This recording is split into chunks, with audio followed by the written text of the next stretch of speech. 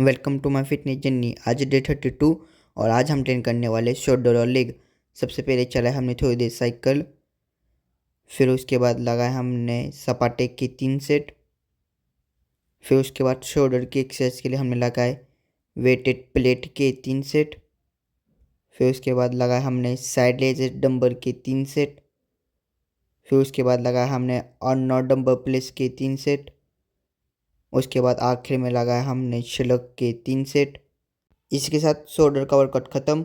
Leg के exercise के लिए हमने लगाए लेग लेंजेस के 3 सेट, फिर उसके बाद लगाया हमने वेटेड स्क्वाट के 3 सेट, फिर उसके बाद लगाया हमने सुमो स्क्वाट के 3 सेट, उसके बाद आखिर में हमने लगाए लेग काप्स के 3 सेट।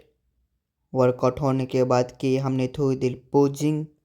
इसी के साथ आज का डे ये पे ख़त्म। वीडियो अच्छी लगी हो वीडियो को लाइक और फॉलो कीजिए। बाय।